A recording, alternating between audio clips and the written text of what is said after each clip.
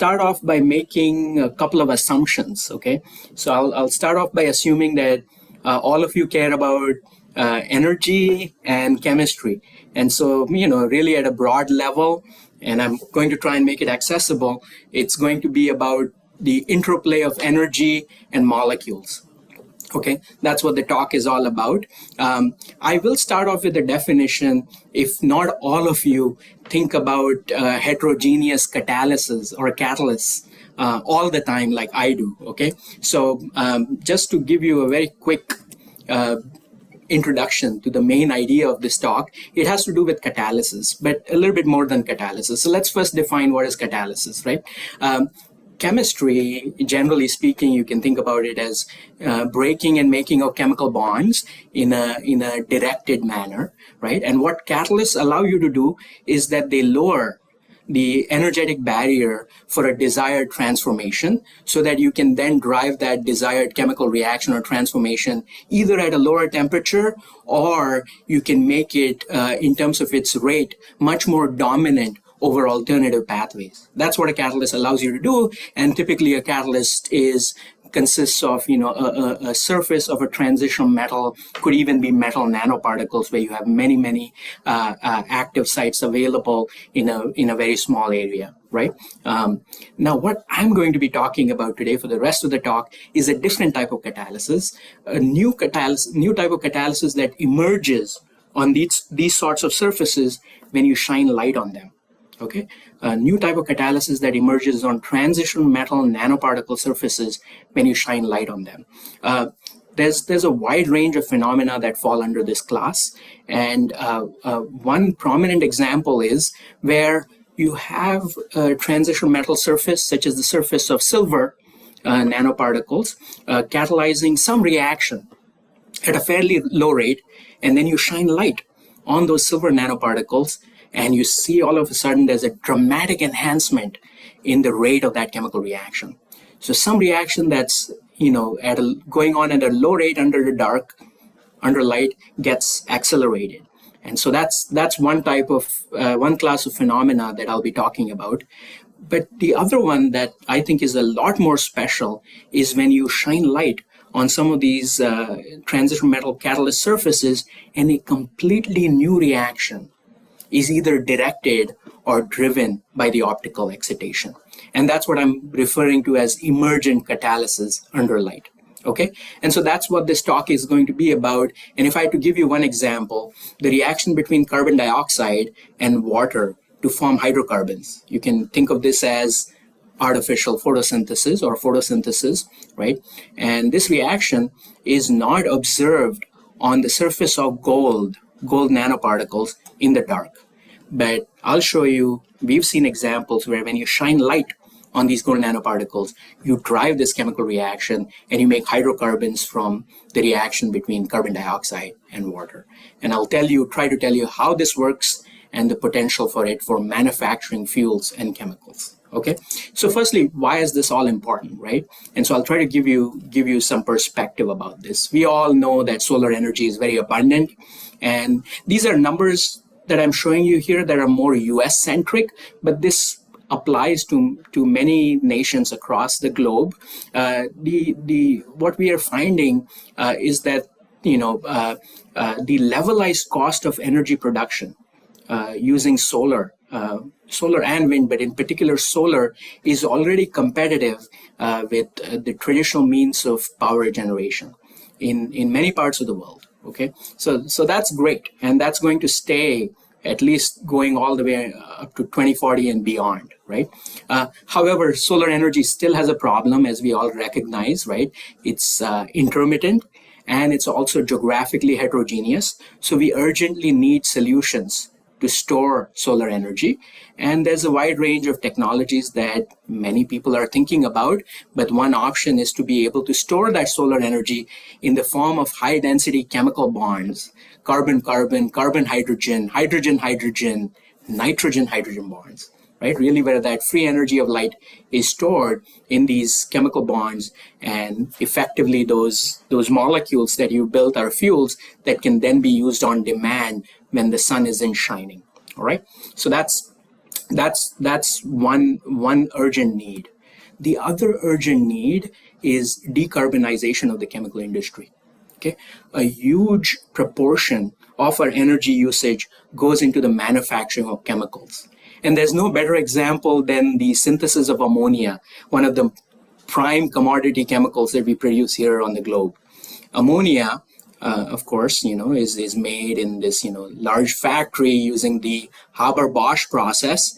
And one of the key energy requirements in this process, right? Of course, you have the need to heat up your nitrogen and hydrogen gas. That's how you make ammonia. You also need to pressurize those gases. But in addition to that energy cost, one of the major costs of energy comes in the form of free energy for this reaction, which comes in the form of hydrogen gas. You need hydrogen gas, which is an energetic reagent that reacts with nitrogen on the surface of catalyst to make ammonia. And where does this hydrogen come from? Primarily, conventionally, it comes from the reformation of natural gas. And this is a huge source of carbon emissions. 2% of the world's carbon emissions come from this source, producing ammonia, right? And so there's an urgent need to decarbonize the manufacturing of such commodity chemicals, but not only these chemicals, but a wide range of chemical processes. Every chemical process that you can imagine involves, like I said, heating needs or need for pressurizing your reagents, or even the use of energetic reagents for reduction and oxidation, right? And that requires energy, that requires free energy. And so the grand vision is, can we replace the need for energetic reagents, such as hydrogen, by simply replacing them with electrons?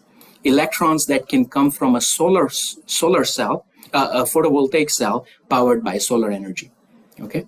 And so that's the vision. You turn photons into electrons, and then you use those electrons to produce energetic reagents such as hydrogen in a green manner, and then this hydrogen can be used for chemical manufacturing, okay?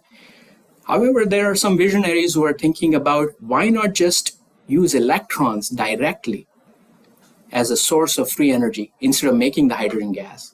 And here in this example on the right-hand side, which I won't go into the details, there are many examples where traditional chemical reactions, this is the manufacturing of adipic acid, which is a precursor to making nylon, right? Nylon, the polymer nylon, where it's being driven electrochemically, using electrons as a source of energy rather than generating energetic reagents first. And so what I'm going to argue is, why not take this even one step forward? Instead of going from photons to electrons to energetic reagents, why not just use photons directly to power the breaking and making of chemical bonds and to achieve chemical manufacturing in that manner, and in that manner decarbonize the chemical manufacturing industry? Okay, so the rest of this talk is going to be aspirational in a sense. How do we use photons to drive chemical manufacturing instead of using traditional means such as hydrogen gas generated from fossil fuels? Okay, so that's the idea. And so this vision needs much more than a catalysis solution. Okay, like I said, a catalyst, all it does is, fundamentally speaking, it lowers the reaction barrier. So, if you look at the free energy diagram, that's your reaction. Oops, that's your reaction barrier right there. Okay, but often many of these reactions are endergonic. They're thermodynamically uphill reactions. An example being the splitting of water to make something like hydrogen gas, right? That's a thermodynamically uphill reaction. So you also need to pay for that free energy. Okay, You also need to pay for that free energy. And the question I'm asking here is, can we actually use a photon to pay for that free energy for that reaction? Okay, and it turns out this is how biology does it, right? Biology uses light. Biology has mastered how to use light to drive thermodynamically uphill transformations, right? In particular, it harvests free energy from light and stores it in the form of these energetic reagents such as NADPH, which are then used on demand as redox agents to drive other chemical transformations that are thermodynamically uphill. right? The other example, classic example, which I already talked about, the reaction between carbon dioxide and water to make hydrocarbons, where the free energy of that light is stored in the form of carbon-carbon, carbon-hydrogen, and carbon-hydrogen bonds, right? But of course, we can't really simply just hijack the solution that biology has come up with without actually really competing with land use for food production. Also, the biological solutions really can't be deployed on demand and at the scale and with the speed and urgency that we need, right? And so there's some problems there. And so really the big question here is, can we design artificial technologies? And since this is the bp-ICAM audience, really artificial materials to achieve what biology has achieved, which is to use photons to selectively break and make bonds and manufacture chemicals. Okay? Now, the fundamental problem from the physics point of view is that typically photons and molecules don't interact very strongly. The length scale of a photon of an electromagnetic field is really hundreds of nanometers, the wavelength of light, whereas molecules, bonds, electronic transitions in molecules are on the angstrom length scale. And so there's a huge disparity in length scales, and that needs to be bridged for photons to be able to interact with molecules and drive transformations. And so that's where this particular technology of plasmonic nanoparticles comes in. These plasmonic nanoparticles allow you, in a sense, to bridge this gap, and I'll explain how. This is what these plasmonic nanoparticles that I'll be talking about look like, okay? These are the new class of catalysts that I'm talking about. They are, brilliant light absorbers and scatterers. I'm showing you examples of primarily the classic plasmonic metal nanoparticles, which are made of gold, silver, and copper. They can be made in a wide range of sizes and shapes, okay? And by changing the size and shape, you can tune the color, the spectrum of light they absorb and scatter. An example shown here in the spectrum, right on the right-hand side, is that of gold nanoparticles, which are about 12 nanometers in diameter in a solution where each nanoparticle is well isolated from every other nanoparticle and is surface passivated with a polymer which keeps it stable in solution. And that has a strong absorption band centered in the green region of the spectrum, right at about 520 nanometers. Okay, and there's also this blue absorption, and that's what makes these nanoparticles very, this wine red in color. Okay, and we know everything about how to make them in different sizes and shapes. We understand their classical and quantum electrodynamics by which we can actually design a desired nanoparticle with a desired spectrum. Okay, all that is a solved problem. I won't be talking about it, but these are the types of light-absorbing nanoparticles that are now being thought of as very unconventional catalysts. Okay, now of course everything I talked about, and these are primarily precious, noble metals, right? I mean, gold in particular, right? But it turns out that plasmons, these strong light absorption properties, these resonances, are not limited to these metals.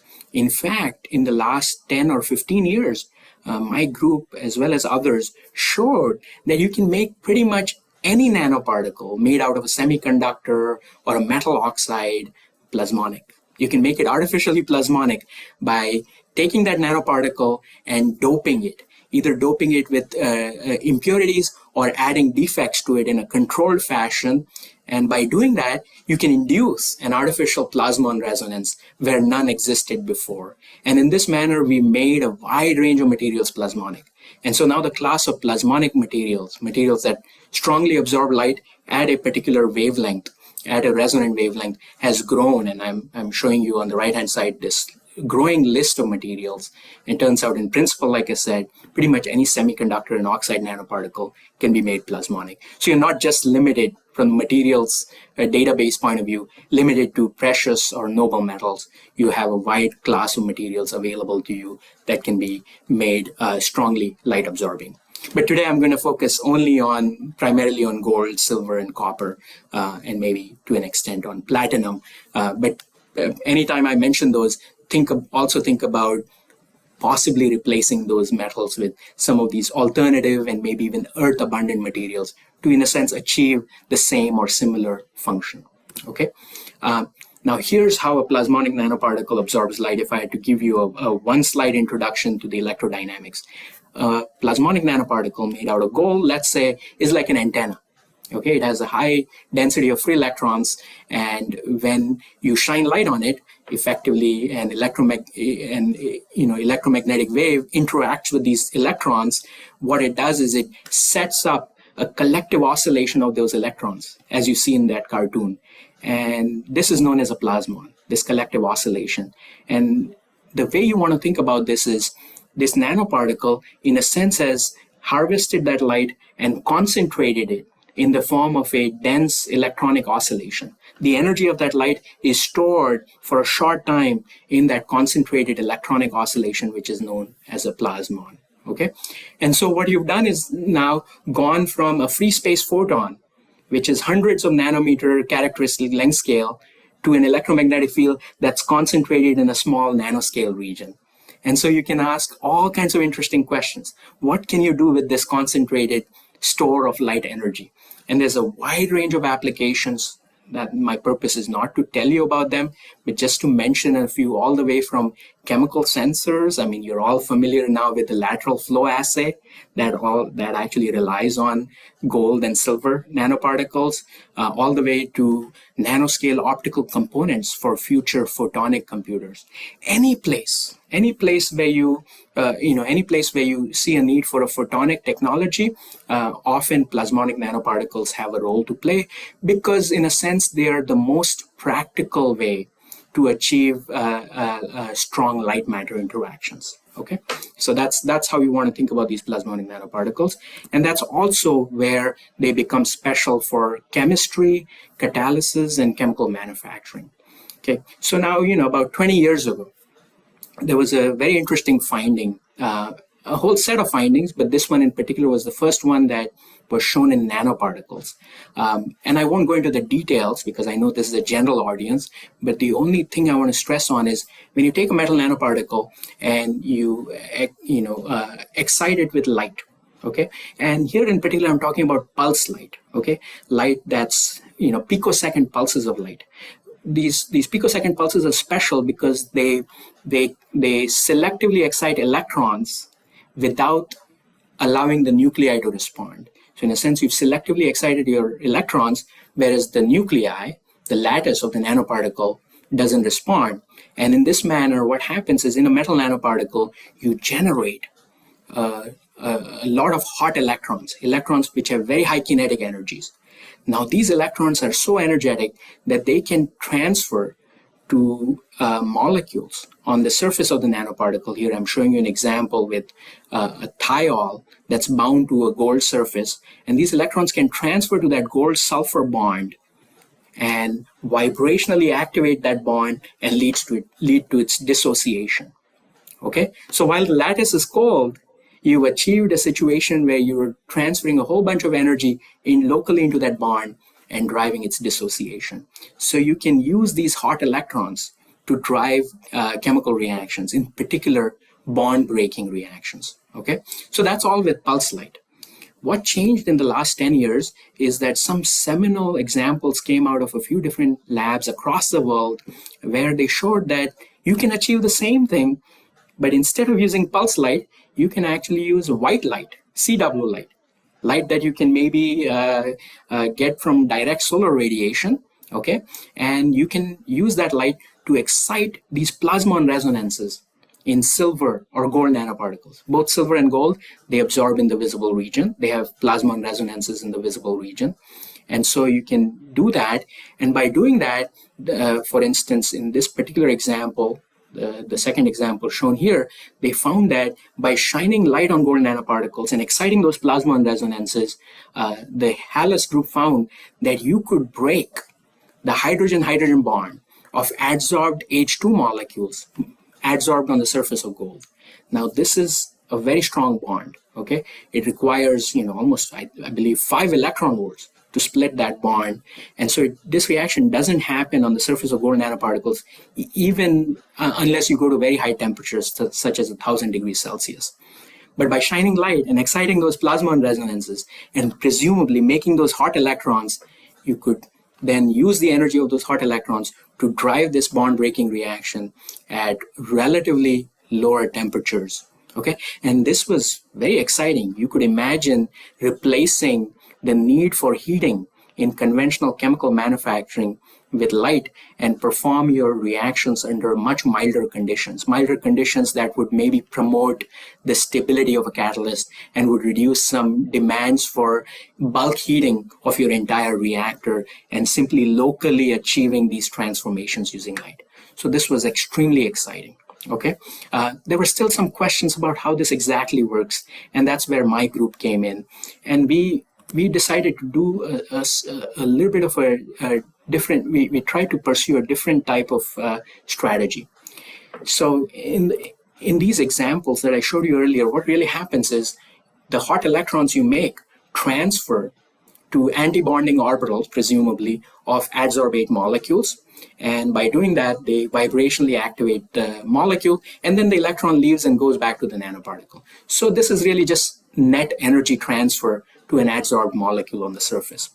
We asked the question, what if your adsorbed species, your adsorbed species on the surface is an electron acceptor, something that can accept an electron and form something stable. An example of that would be this molecule, this molecular complex shown here, a metal complex. This is ferricyanide. It's called ferricyanide. The name isn't important. The structure is important. Just think of this as an Fe3 plus ion with some ligands on it, okay? And this ion, this complex, can pick up one electron from a reducing agent and become ferrocyanide, which is also a stable molecule. So we asked the question, what happens if you shine light and you excite plasmons in gold nanoparticles in the presence of ferricyanide? Okay, and that's what we did.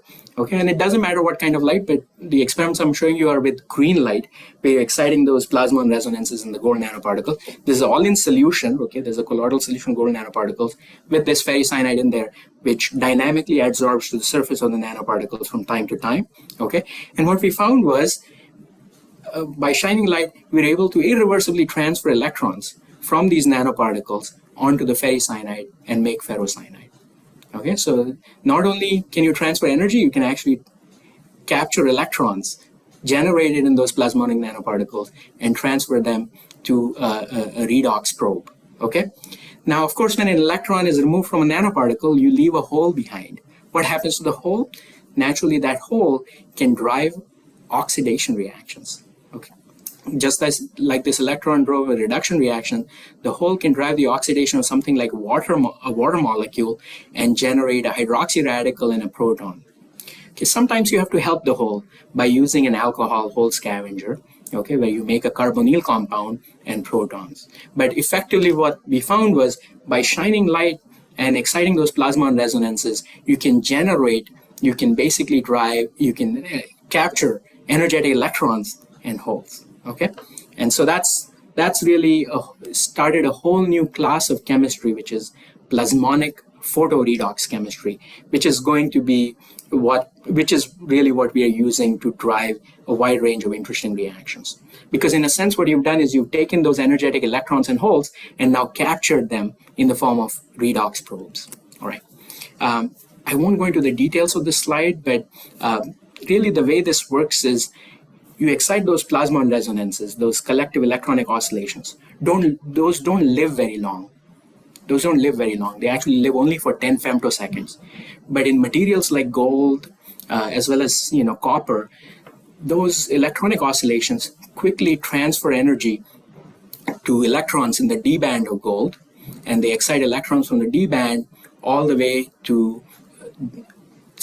empty states above the Fermi level. Okay, there's a special location in the band structure of gold that allows this to happen, and effectively, really exciting plasmon resonances is a way to channel a lot of light energy to make many, many electron hole pairs. in a metal nanoparticle, many electron hole pairs in a metal nanoparticle through what's known as this interband mechanism, the name of which is not important. The idea is that you're making many electron hole pairs, and these electron hole pairs can then be harvested and drive chemistry, okay? Now, some of you may be familiar with the concept of photoredox chemistry. This is not the only example of photoredox catalysis. There's molecular catalysts that are used for photoredox chemistry. Of course, there's a 4 or 5 decade long history of using semiconductor nanoparticles, titanium dioxide, as photoredox catalysts, where you shine light, you generate electron hole pairs, and then you use those electron hole pairs for redox reactions. What's so special about plasmonic nanoparticles? Without going to the data, I'll give you the final conclusion from our many studies is that what's special about them is that unlike a molecule or a semiconductor nanoparticle, in plasmonic nanoparticles, you can make multiple electron hole pairs at once. You can make and use multiple electron hole pairs at once. Okay, and we have this conclusion based on spectroscopic evidence that I don't have time to go into. But if I had to explain to you how this works, here's a simple picture that combines years of experiments into one simple picture, and it's analogous to how your phone charger works, okay? Here's how this works, okay? You have a metal nanoparticle, it's bathing in light, okay? There's light exciting plasmon resonances, and you're making electron hole pairs. Now, many of these electron hole pairs will find each other and recombine, and that's wasteful dissipation. But more often than not, an electron can find an electron acceptor, or a hole can find a hole acceptor and transfer out of the nanoparticle into these acceptors. Now, what's special about gold nanoparticles and some other nanoparticles is because of the electronic structure, the holes are much more energetic than the electrons. And as a result of that, the holes transfer at a much faster rate than the electrons. And as a result of that, the electrons build up on excess on the nanoparticle. Okay, and that's what's shown in this picture here. The electrons built up in excess on the nanoparticle, and you get a negatively charged nanoparticle, and the holes that react with water produce protons that live in this medium. So in a sense, what you've done is you've taken the energy of that light excitation, and you've used that energy to generate this highly charged polarized state. That's how you want to think about this. This is a non-equilibrium charge distribution that stores that energy, not all of it, but a portion of that energy of that initial photoexcitation.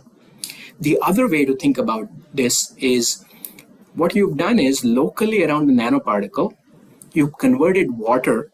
So effectively, these protons come from the reaction of holes and water molecules, and you generate these protons. You effectively, very close to the nanoparticle locally, you converted water, which is a very low energy substance, into pairs of electrons and holes. Okay? And so now that's an energetic reagent available to you, pairs of electrons and protons. And if you don't do anything with them, of course, these electrons and protons find each other and you make hydrogen gas. And so in our experiments where we shine light on these metal nanoparticles, we often generate a lot of hydrogen gas. But you can actually use them for chemistry. And that's what I'm going to be showing you in examples in the next few slides. Okay, so one of the key examples has to do with CO2 reduction. We all recognize this is an important problem to be able to use, abundant CO2 and maybe transform it into valuable products or fuels, such as, say, methane. Okay, this is a difficult problem, kinetically speaking, because, to turn CO2 to methane, it requires an 8 electron, 8 proton reaction. Many electron and proton transfer steps makes this a very low probability pathway. Okay, and not very many catalysts are able to drive this, except for something like, say, copper. Okay, and often reactions that require fewer electrons, such as the production of carbon monoxide, they win. Kinetically, they often win, and you rarely get these high energy fuels or larger multi-carbon molecules, which is often the objective of CO2 reduction, to make long chain molecules that can be stored and transported in the form as liquids. Okay, so there's a kinetic challenge. And so we said, you have this perfect situation for driving this reaction. You have a nanoparticle that is highly charged polarized. You have an excess of electrons in the nanoparticle, and we estimated under 1 watt per centimeter squared of light, which is, about 8 times solar fluence, you have an excess of 8,000 electrons on a gold nanoparticle, and analogously 8,000 protons floating in that medium around the nanoparticle. And so you have this highly charged situation, charged polarized situation, that you can utilize for driving CO2 reduction, we argued. Okay, and so in the example I'm going to show you, the metal nanoparticle works both as a harvester of light, free energy from light, but also as a catalyst, because it's known that the surface of gold can weakly bind CO2. Okay, and so that's perfect, right? You can bind, the CO2 can bind to the surface right where the electrons and protons are available. And so we did this reaction again in a colloidal medium with CO2 saturated water, sparkling water, right? And we shine light, and again, doesn't matter. You can come in with white light from a xenon lamp or green light overlapping with that absorption spectrum of gold nanoparticles, and we were making methane and ethane. And as I said, methane requires an 8 electron, 8 proton reduction of CO2, which is all happening on the surface of that nanoparticle, driven by these electron hole pairs generated by light excitation. Ethane is a 14 electron, 14 proton reduction reaction. Okay, and really what's exciting about this is if you drive this reaction electrochemically, if you try to do CO2 reduction electrochemically, you primarily make carbon monoxide by CO2 reduction. Whereas under light, we are seeing a completely different outcome, and most likely a different pathway, an emergent pathway is being driven by light excitation, plasmonic excitation of these nanoparticles. Okay, I will skip this.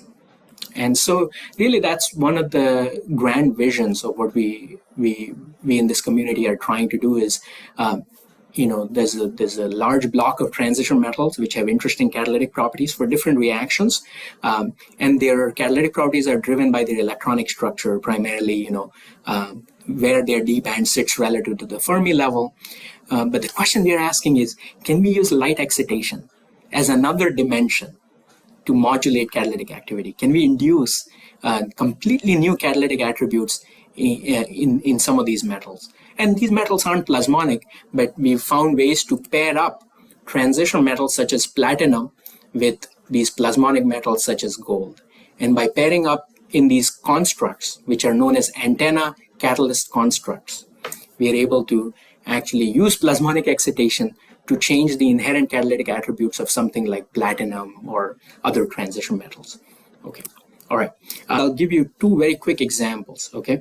Now, I talked about driving CO2 reduction by plasmonic excitation, but there was a fatal flaw in that particular example. It was exciting. It was exciting because we were showing that you can use light to change the reaction outcome, to change the pathway, and to drive a reaction that you don't see in the dark.